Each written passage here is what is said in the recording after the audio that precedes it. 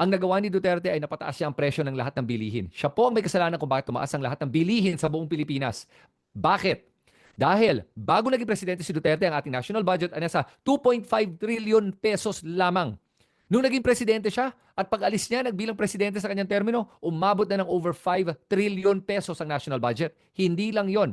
Ang nagpataas ng presyo ng bilihin ay dahil bago si Duterte naging presidente, yung ating national debt ay nasa around 5 trillion pesos. Pag-alis si Duterte, umabot ng 14 trillion pesos ang utang ng Pilipinas.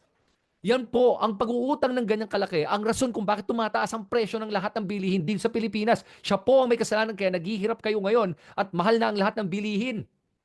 Oh, yan ang ginawa niya. Sa kanya mo sisihin nyo dahil yan ang katotohanan. Those are facts. That's data. Sa mga nagsasabi naman, ginawa niya yan during the pandemic, nung panahon ng pandemya. Okay, debunk natin to ngayon na para sa kaalaman nyo. Pwede nyo gamitin to, snippet nyo tong video na to para ikalat yung gusto nyo. Nung panahon ng pandemya, umutang siya ng about 2 trillion pesos. Sorry, excuse me, hindi 2 trillion. Nung 2022, 2023, umabot pala ng 5 trillion pesos. Okay? Yung mga 2 taon yon, inutang niya around 5.4 trillion pesos if I'm not mistaken. Alam mo ba magkano lang ginastos niya doon para sa pandemya? 540 billion pesos. 1/10 nung sa inutang niya.